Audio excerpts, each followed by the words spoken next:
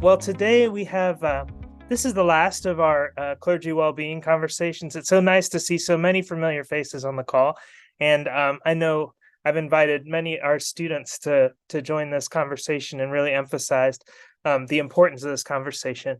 We're just thrilled today to have with us Dr. Greg Ellison, the Reverend Dr. Gregory C. Ellison II, joined the Candler faculty back in 2009.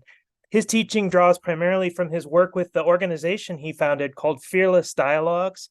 Maybe you've heard of it before. He also has a book by that name. It's a nonprofit organization that creates unique spaces for unlikely partners to have heartfelt conversations, heartfelt conversations on taboo topics like racism, classism, and community violence. His research focuses on caring with marginalized populations, pastoral care as social activism, and 20th and 21st century mysticism. He's the author of Cut Dead, But Still Alive, Caring for African American Young Men, Fearless Dialogues, A New Movement for Justice, and is the editor of a book that we're going to be discussing today. Can you see the book? Good. Okay. Called Anchored in the Current: Discovering Howard Thurman as Educator, Activist, Guide, and Prophet. And I count Greg Ellison as one of my mentors and spiritual friends and soul fathers. And he is one of the people who is really a perfect blend of living out his commitments to social justice, his passion for thriving and wholeness in all of the people around him, his prophetic call to justice in all his relationships. Greg lives that out, in addition to being a wonderful teacher and scholar. Dr. Greg Ellison is the real deal. So we're so lucky to have him with us today talking about Howard Thurman. And so we're going to get started. He's going to present for a little while. I'll have a couple of questions, and then we'll open it up for questions from the group as well. We probably will handle those kind of with a chat feature. So thank you so much for being here, and looking forward to our conversation. Well, hello, friends. It's good to see you. I am so grateful for my dear friend and brother, Dr. Phil Helsel. I am in the Phil fan club. And so whenever Phil asks me anything, I just say yes. I very rarely even question what it is he needs me to do. And so I don't know. I'm from an organization. I started an organization called Fearless Dialogues, and I'm a little adverse just to doing all of the talking. So I'll be inviting you all into the conversation either through the chat or to kind of speak back and take yourself off of mute. So if you all are ready, I know it's, some of us still got the Thanksgiving lull, right? If you're ready for some good conversation, could you type in the chat, "I'm ready, let's go." I'm ready. Just so I know that we're ready and that we're all here. Anybody? Got a few people. Oh, there's some folks that are ready. Okay, we're in the house. Well, friends, since we are ready to go, I'm going to share a few thoughts about how Howard Thurman has been a prophet, a guide, an educator, an activist that continues to teach me, and how that has continued to evolve since the publication of Anchored in the Current. And so I want you all to hold these two words in your consciousness for about 15 minutes as we begin to move through some of the work of Howard Thurman. I'd like for you to think about these two words: working paper. Working paper. What does it mean for us to work our working paper? And as Phil has already stated, I'm the the founder of an organization called Fearless Dialogues. And at Fearless Dialogues, we create spaces for unlikely partners to have heartfelt conversations about taboo subjects. And so we're not going to, roll out a full conversation over these next, few minutes, but we will invite you into some deep discovery. There was this old woman in South Georgia field that said to me many years ago, she said, "Baby, the longest journey that you will take in life is the trip from your head to your heart." Friends, I invite you to embark on that journey with me. So before I say much more about Howard Thurman and why he is worthy of our reflection, I want to invite you to experience Thurman with me. I want to invite you to grapple with one of my favorite devotions of his. It's called The Inward Sea. And so, friends, I'm going to ask that just for a moment, that you would close your eyes and that you would envision this picture coming to form in your mind. This is a reflection that he articulates in his deep baritone voice called The Inward Sea. Visualize it with me. Thurman says, "In every person there is an inward sea. And in that sea there is an island. And on that island there is an altar. And standing guard before that altar is an angel with a flaming sword. And nothing can get by your angel. To be placed upon your altar, on your island, in the middle of your inward sea, unless it has the fluid area of your consent." One more time, friends. Thurman says, in every person there is an inward sea. And in that sea there is an island. And on that island there is an altar, and standing guard before that altar is an angel with the flaming sword. And nothing can get by that angel.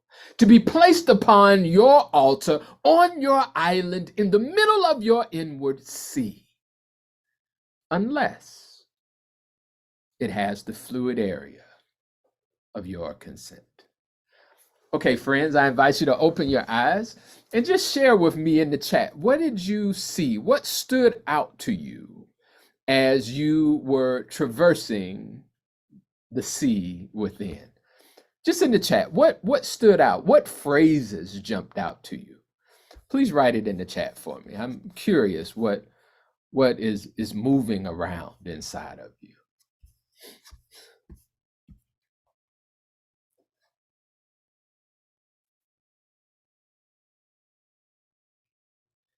Yeah, Beth Marie, you said the fluid area of your consent. What about those words stood out to you? Fluid was the word that really hit me. Mm. And I was more curious about it because I felt there was a center there, but then I heard the word fluid. Yeah. Thank you so much. S. Metler, you said angelic protection. Could you say more? Just the idea that there was an angel at the very core, right? We're protected in our very deepest parts, and even from the things that are internal threats, right? So that was really comforting. Let's take one more. Thank you so much. Britta, you said choppy waters. I'm curious, why choppy waters? I think that's just how life is feeling, like it's swirling at the moment. And so when the image of a sea came up, then even though I was trying to get it calm before you mentioned angel and everything, I have to admit the waters were raging and choppy. So Yeah, yeah. There's some there's some riptides, right? There's some things that we have to traverse. I have to say this last one.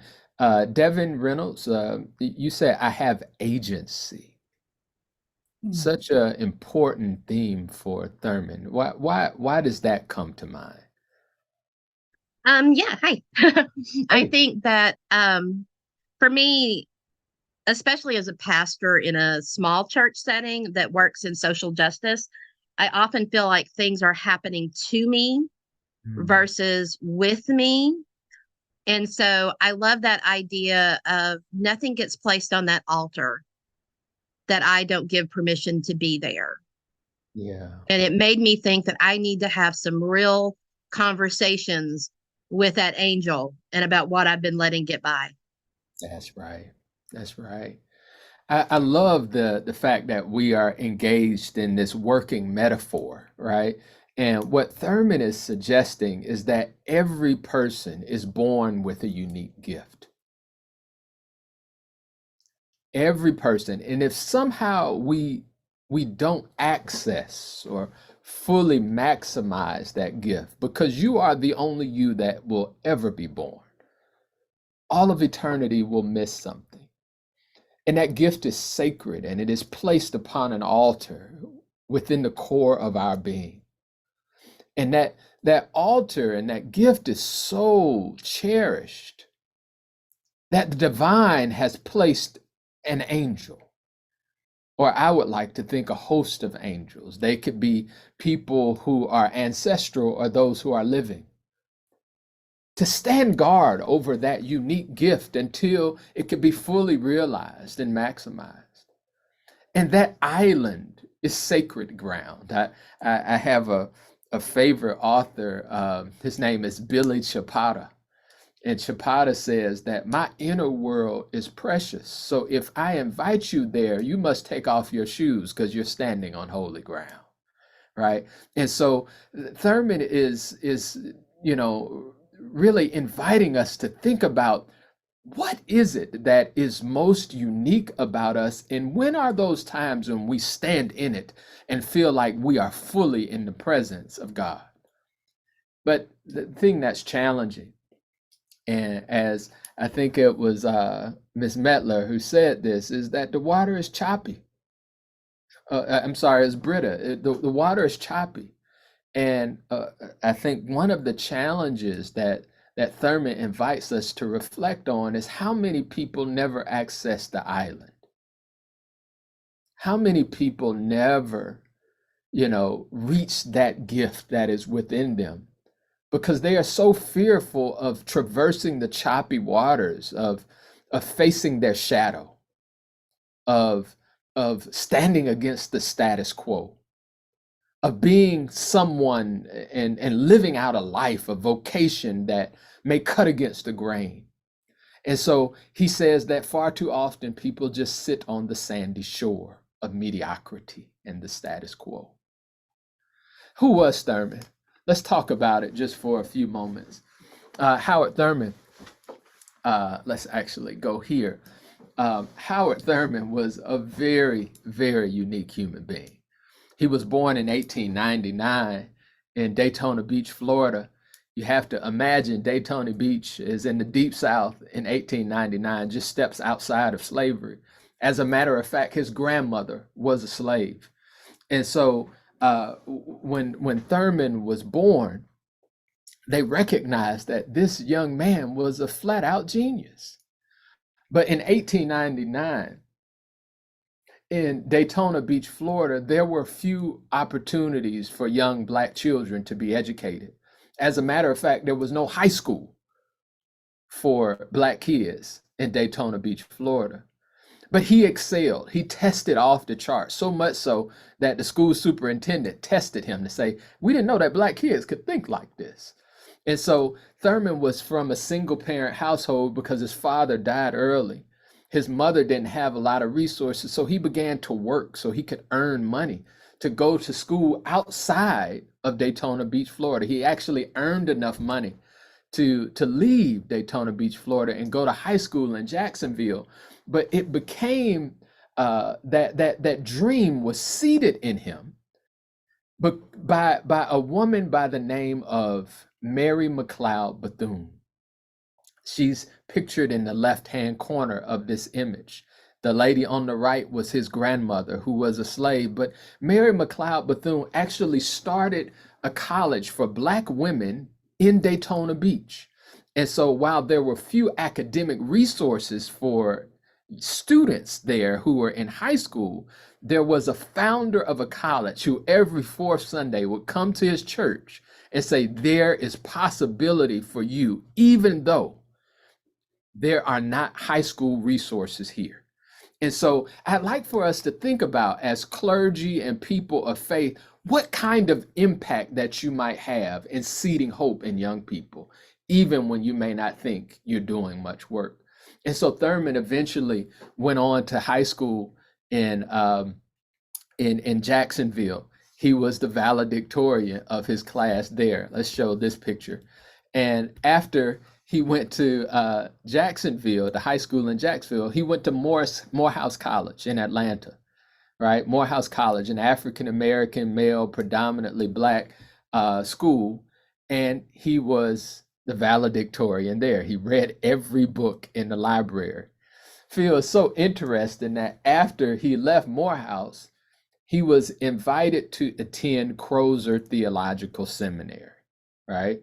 And Crozer in upstate New York only admitted 2 Black students per year. He was one of those 2. Would you believe that he got valedictorian there too? And what was so interesting, right? We heard him mentioning leaving the sandy shore and entering the choppy waters. He became known as one who spoke with great authority about issues of race. And so while in Rochester, New York, he would go and preach sermons and give lectures on race and the race problem in America. But guess who attended those lectures? Not only the local people in the community, but the KKK. And so he stood with his values, but he also recognized that there's something running beneath me that I must pay attention to.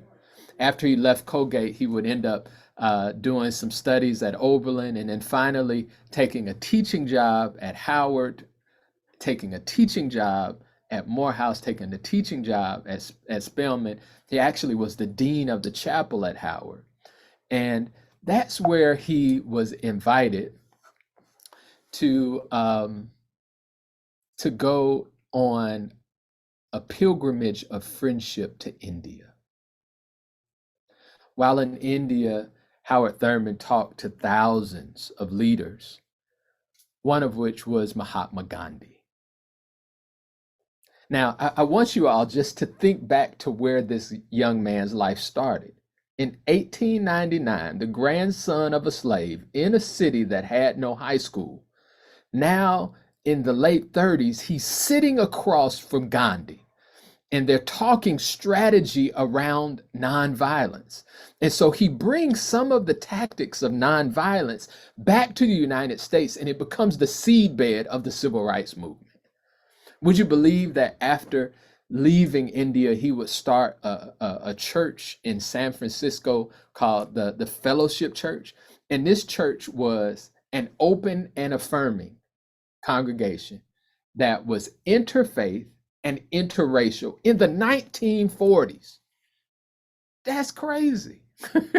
And it was so fascinating, this paradigm that he was seeking to create of an inclusive, beloved community, that Thurman was voted in 1952 as one of the 12 most influential religious leaders by Life magazine in the United States, alongside people like William Sloane Coffin and Billy Graham.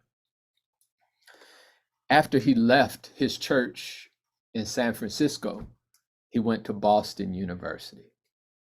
Just think about this fact. There's no high school in his hometown.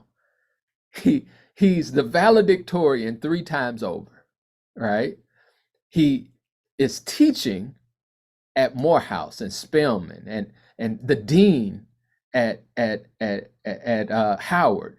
He sits with Gandhi. He starts this church, becomes one of the 12 most influential religious leaders, and then he goes to Boston University, where he becomes the mentor and the teacher for Martin Luther King. This is the story of a life where you have to listen to what he calls the sound of the genuine, that which is most unique to your life and vocation, that is bubbling up within. And so, friends, I'm going to invite one of you to read this piece for me, right? Because Thurman was a seeker, if you will. I'll tell this story. Phil, I have about 5 minutes. Is that good? Yeah, more like 8 if you want. 8? Yeah. Oh, okay, I'll take 8. Yeah. So when Thurman was in Rochester, New York, he was leaving one of those sermons one night where he was preaching before the KKK and the community members. And he was walking back to his dormitory down one of those cobblestone roads. You all know the cobblestone roads. And as he's walking down this street that's normally busy during the day, he hears rushing water. But he's like, we're not near any water. I don't understand why I feel like I'm hearing water beneath this cobblestone street in the middle of the city. And so he goes back to school, and the following day he's talking to one of his colleagues, maybe it was a professor, and he said, I had this strange feeling that I was walking down this cobblestone street downtown and I heard water. And the professor confirmed to him that there's actually an aquifer that runs beneath the surface of the ground. And the professor said something that changed Thurman's life. He said, but far too often people do not hear the rushing water because there's too much traffic that is happening during the day. And this became a dominant metaphor for Thurman because he thought about the fact that how much traffic, how many echoes and rumblings of discontent, how many voices are vying for our attention, such that it's so much happening in our heads that we don't hear the living water that is flowing beneath and that is seeking to teach us about what our unique purpose is in life. Thurman had the benefit of being a teacher to many, but he was also the mentee to many. And one of those mentors is actually pictured right underneath Mary McLeod Bethune. His name is Mordecai Wyatt Johnson. Mordecai Wyatt Johnson, this is him right here on the left-hand side of the page, right above Gandhi. Mordecai Wyatt Johnson was a famed preacher, and he ended up becoming the president of Howard University. And one day in Thurman's youth, he heard Mordecai Wyatt Johnson speaking at a conference for the YMCA. And he reached out to him because he was distraught over the fact that he wanted to go to college and he would be graduating from high school soon, but there was no one in his family who could offer him direction. He was seeking to figure out how I might connect with the rushing water that is flowing beneath me that I feel, but I can't fully hear. And so he wrote this letter to Mordecai Wyatt Johnson, seeking to find answers, seeking to chart the inward sea. And this is the oldest surviving letter in the thousands of pages in Thurman's corpus. I'll invite one person to read this letter from an 18-year-old Howard Thurman. I just want you all to wrestle with the fact that he's writing this at the age of 18. One person. My dear Reverend Johnson, listen while I tell you my soul. I want to be a minister of the gospel. I feel the needs of my people. I see their distressing condition, and I have offered myself upon the altar as a living sacrifice in order that I can help the skinned and flung down. I am scheduled to finish high school. As you know, the war is on, and young men are being snatched daily. I am patriotic. I am willing to fight for democracy, but my friend, Reverend Johnson, my people need me. Please pray for me because almost on every hand, I am discouraged in my choice of the ministry. Sometimes I think nobody cares, but thank God Jesus does.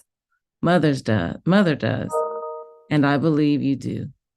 Yours very sincerely. Thank you so much, Ms. Denise. This is an 18-year-old.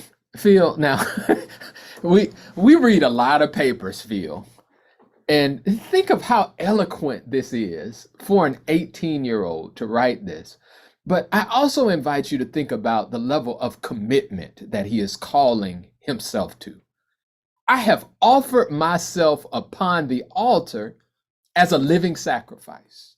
Even at the age of 18, before he articulates this inward see, he is aware that there is an altar within him, that he is willing to lay down his life for this gift to be manifest. And it's not for himself. He's willing to make this sacrifice because he recognizes that his people need him. As leaders, one of the things that we may lose sight of is, why are we doing the work? And for whom are we working?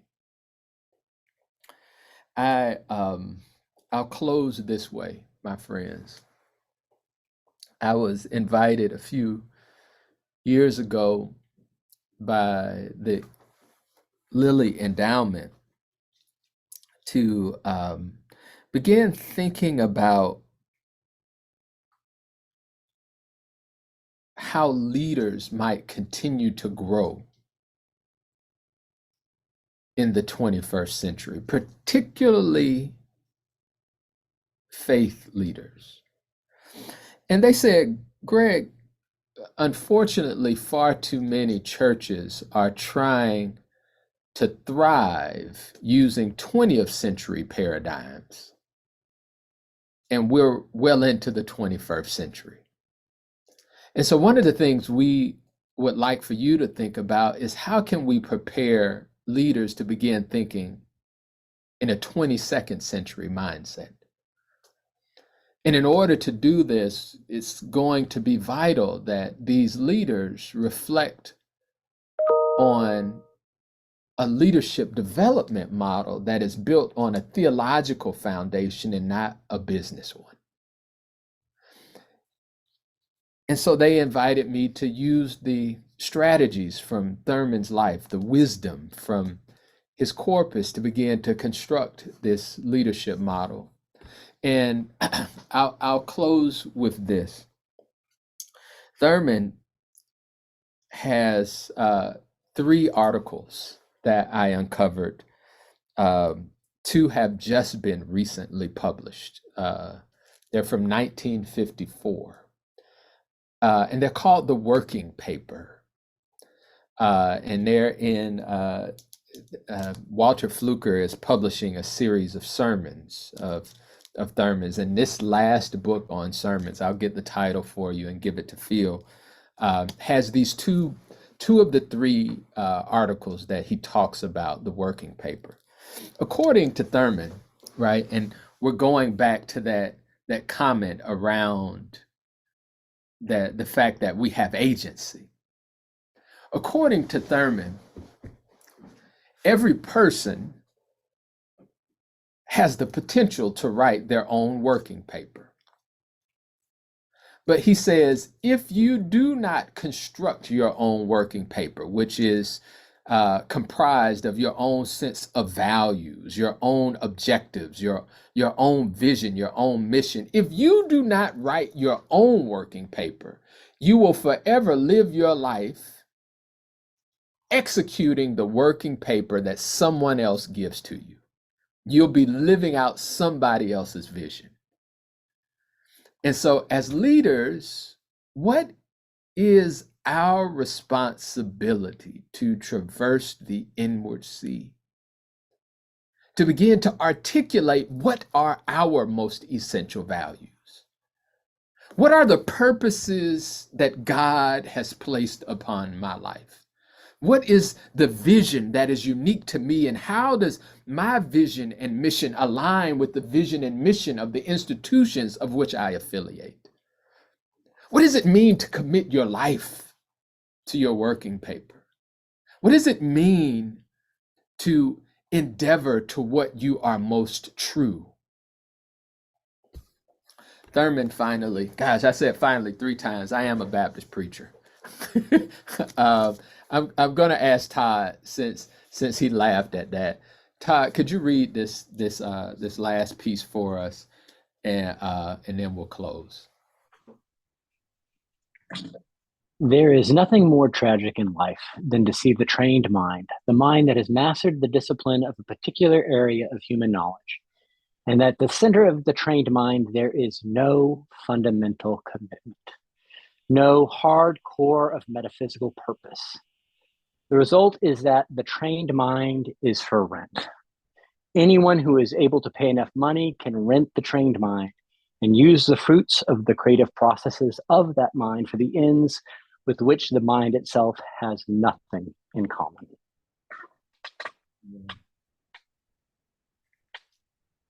What does it mean for us to not let out, to not rent out, to not give out the unique gifts that God has placed within us, but to do so with purpose? Thank you all. I'll stop there. Thank you so much, Dr. Ellison, for that wonderful presentation. That was really rich. I had a couple questions, but I don't think I want to belabor it. I think I'll just ask the one that's kind of closest to my heart. So it really builds on what you were doing in those last few minutes. I just wonder, like, you've done all this work now, and you've done the work with the Thurman Leadership Conversation groups. And just like, as you think about what pastors are going through nowadays, our big theme in this grant is ministers' mental health. Is there one like particular part of Thurman's legacy that is especially helpful for pastors who are going through the choppy waters that Britta was talking about, or who are facing the challenging streams of today's life? Is there some concrete guidance that Thurman gives? I heard some themes, but I just wonder if you give us any more like practical specificities around what you feel like, now that you've really been digging into Thurman for a couple of years, what you feel like the real rich like material is for pastors who are going through so much these days. And I guess I'm looking for a blessing for pastors from Thurman too, if I'm honest, Yeah. I think as I interpret Thurman, he is not one for easy answers. Instead, he invites us to wrestle with questions. There's one sermon that he preaches, and he asks 16 questions in a row. Just question after question. And so as an encouragement for your journey on this quest, I'll offer you a few of the questions that I've found to be most pertinent. That we've worked with nearly 2,000 clergy around the country, around the globe. Now that I think about it, and lay leaders, and we've invited them to wrestle with some of these questions. So I'll offer a few. One of my favorite questions of Thurman's is, who am I really? Who am I? Oh, there's Carolyn. Hey, Dr. Carolyn. Who am I really? Right? Really is an intensifier. And so it's not who are you when you are talking to your beloved friends or on a social media platform or on Zoom in your best clothing, but who are you at your core? He asked another question: whose are you really? To whom do you stake your claim in life? There's another question that is so apropos in the fall as the leaves are scattering and there is, it looks like the world is becoming bare. Thurman asked, what is the growing edge? What are those areas and elements of my life that I need to be stretched in? Dr. Phil, my grandmother was in her 90s. And I recall, I would call her in the morning. She was 94, 95. And I say, hey, Grandma, good morning. How you doing? And she would say, well, baby, I guess I didn't die last night. So I guess there's something else for me to do today. What is the growing edge within you? Another question that he asked in that list of 16 questions is, what do you love most in life? What do you hate most in life? And to what are you true? What is your true north? What is that compass that's pointing you in the direction? There's another question that connects. I got all these questions, Phil. I'll just ask a couple more. He had, I guess, my favorite of all the questions, and you've heard this one, Phil. I asked it at my father's funeral as I preached his eulogy. What must is a moral imperative. What must I do? Carolyn can't do it for me. Phil can't do it for me. My mom can't do it. What must I do to die a good death? And it seems like a morbid question, but Thurman actually says that life and death are the inspiration and respiration of life, such that a good death is predicated on living a good life. And so what must I do in this week, in this month, in this year? What are concrete things I must do? Who must I forgive? Who must I love on a little bit more? What must I write? What must I share? Who must I hug or thank? Those are the small steps that are so vital to dying a good death. And then finally, where are you going? When Thurman was trying to make it to Jacksonville to go to high school. He had worked 3 jobs and saved up all his money over the summer so he could pay for his train ticket. But he did not have enough money to pay for his trunk with his belongings in it. And so he had gotten this far, this close to this major step in his development and growth, and he could not check his baggage. And so he sat down on the steps of this train station and began, as he would say in his autobiography, to cry his heart out. And then there was this old black man, as Thurman tells it, in these overalls, and he walks up to him and he said, "Boy, what the hell are you crying about?" And Thurman tells him about his dreams to go to school, and the old man pulls out his rawhide wallet, pays for his luggage, and walks down that railway station. Thurman never got his name. He would never see the man again. But that gentleman was so central to helping him to get where he was going. And what is so fascinating to me as I think about that man, I am reflective of the fact that he is the angel with the flaming sword. Who are the people in your life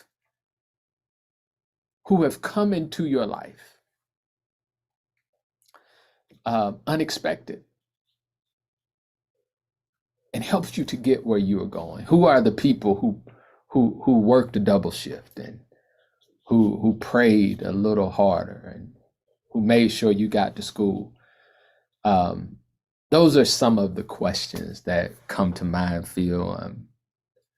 I get excited talking about this stuff. Beautiful. Thank you so much.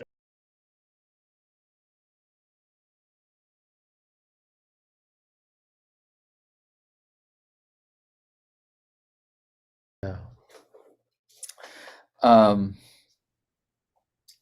Such a beautiful way of thinking about, as has been stated, agency,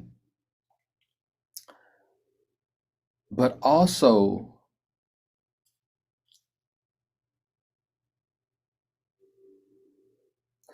our own sense of, let me see how I can say this, of differentiation, of recognizing that my story is not your story, and that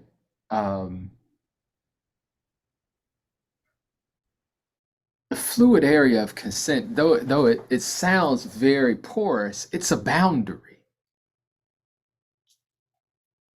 It's something that I can say, this is uniquely me, and I will not allow your projections on me to determine my life. I have a very hard story. It's a parenting story that I think can illustrate this a little bit better. My son is an athlete, and he was going to a basketball game last week, and he said to me, I said, "Well, son, how do you feel? You know, you're going into your second varsity basketball game. You know, how do you feel?" And he was like, "It's just another game, Dad." And so I started, trying to unpack this.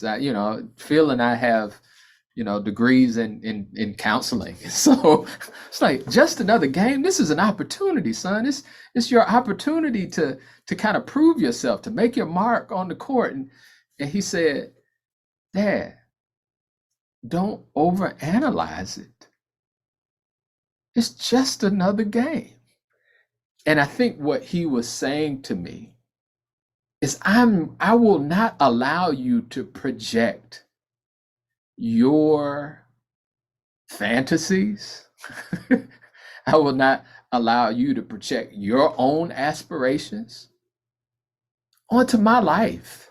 And I hear that in Thurman's call for us to write our own working paper, for us to author and co-author, right? Because this, I got this little cool thing I'm playing with, to co-author with those who are in our community, a vision that is unique to our lives. I very rarely wear ties. Phil knows this, right? I usually have on a baseball cap and tennis shoes. And when I first started in the academy, it was very odd because people were like, I thought you were supposed to be a professor. You look more like a student. And they don't know why I wear the baseball caps. There's a reason, right? But there was this container that they sought to put me in that really stifled my identity and growth. Their container did not have the fluid area of my consent. But for a long time, I lived into their purpose and into their plan until I decided it's time for me to write my working paper and to allow my gift on the altar to shine. And so that's how I understand the fluidity of consent. It's placing boundaries around that which is most precious, that which is sacred within you, and not allowing the forces outside to predetermine how you should execute that vision. That's between you, God, and the community that you hold most dear, that you allow onto that island. Beautiful, Dr. Ellison. Thank you so much.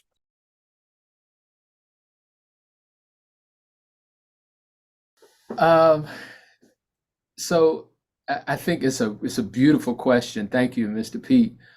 I'm not avoiding it, but Howard Thurman was resistant to being categorized as an activist in the form that many people thought about activists in civil rights, in the civil rights movement.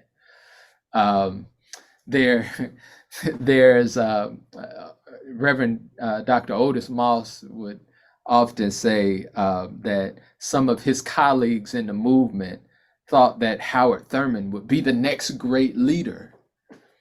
And they said we were looking for a prophet and he was a mystic. And so it was very difficult to assess how he was actually seeking to contribute to change. But he had boundaries around his life and the projections that people would have on him. And his conception of actual activism was a lot different. He was not the one who would go and be the first on the picket line, but he wrote a book, as historians would tell us, that became the handbook for the movement. Luther King would carry 2 books with him wherever he traveled. He would carry the Holy Bible and Jesus and the Disinherited. And so his form of contribution to the movement may have not been on the front lines or on the front page, but like there's another instance. So when Martin Luther King was stabbed by the woman in Chicago, he was recovering in the hospital and he called for Thurman to come to his bedside. And so Thurman actually asked another key question of Martin Luther King.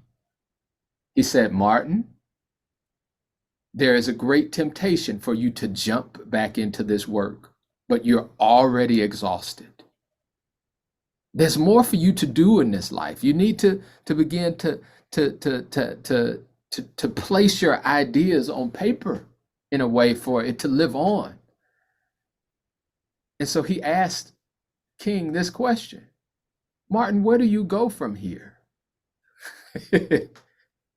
Right? He asked Martin Luther King that question in Chicago while he was recovering from the stab wound. That was the only time in the middle of the movement when Dr. King would take a sabbatical, if you will, to go finish a book that he was writing. You want to know the title? Where do we go from here? And so part of Thurman's role in the civil rights movement was not the kind of role that was most front and center, but he certainly was a guide. He certainly was a teacher. He was a mentor. He was, he brought back some of those strategies from Gandhi. And so he worked within the fluid area of his consent to create social change. He started a church in the 40s in San Francisco that was interracial as a way to serve as an experiment for what this how love and justice might abound in America. And so I don't think he was avoiding the role in the civil rights movement. I think he was operating within his own set of gifts and skill set to execute his working paper in a way that aligned with what the gifts that God had given him. Beautifully put, Dr. Ellison. Thank you so much for that. I think we have maybe time for one more question from the chat, and that's from Randolph. It's probably a pretty nice question to end with, I guess. Thurman mentions people with their back against the wall a good bit in his writing. How can we help those people who are under constant oppression live more fully into their genuine selves? I'm not sure if I'm searching through a Thurman reference, but I'm not coming up with one immediately, but I have my own answer.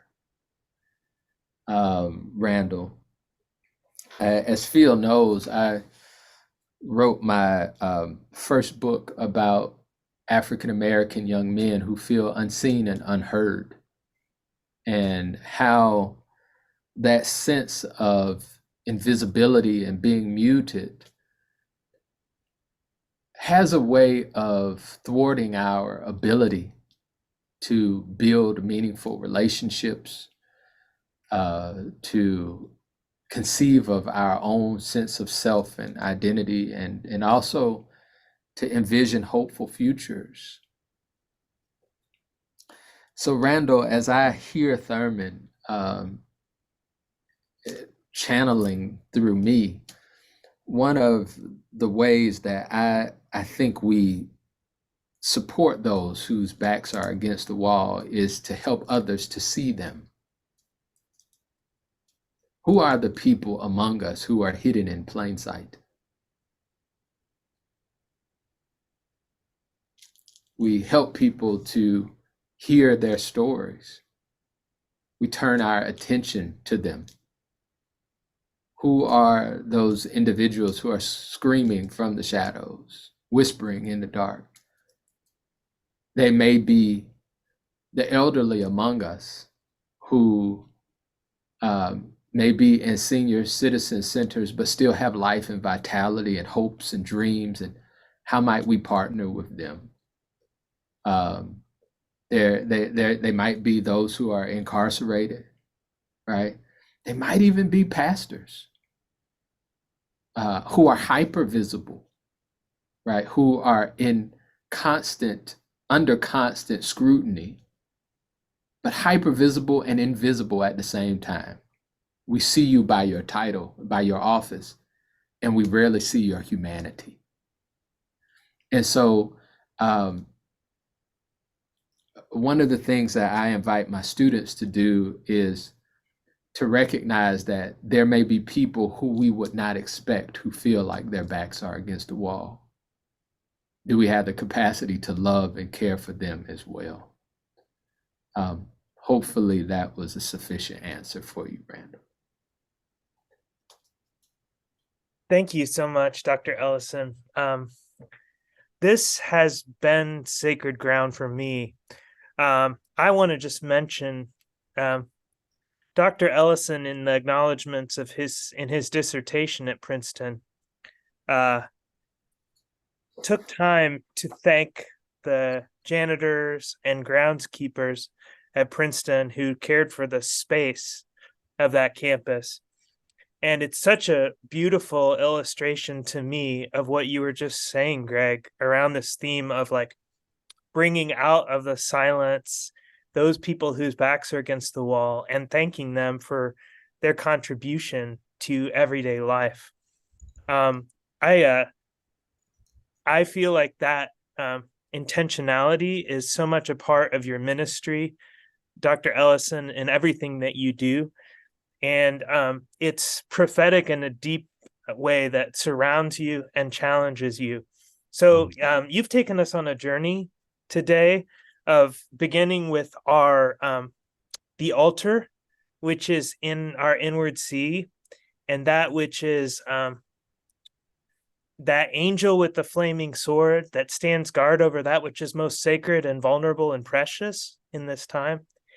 And you've brought us to envision Thurman, Thurman's call to ministry, his needs for care, and also the questions that he asks of us and asks us deeply over and over again today. So his sermons become a way of asking us where we are, and we orient ourselves around the message that he brought. I'm deeply grateful for your work with us today, Dr. Ellison, for how, when I taught with you in the intro to pastoral care at Candler, we started with how good it is to center down that semester. Yes. I'm just so deeply grateful for the work that you're doing on Thurman and vocation, and bringing the message of Howard Thurman's life, the rich, complex message of prophet and mystic, to the needs of the church today, and meeting them with both the mystic and the prophet answer so that neither side gets left behind. Thank you so much for the many gifts of what you've brought us today, Dr. Ellison. Thank you so much, Phil. And friends, I love Phil Helsel. I also want to share with you all, I just put a link in the chat. There's one thing to read Thurman. There's another thing to hear Thurman and to experience Thurman in that way. And so I put a link in the chat if you would like to hear some of his sermons that are archived online. That would be a free way to do so. Thank you, Greg. This has been so beautiful. I just really appreciate your care for us and for this time together. Thank you. Thank you all. Yep.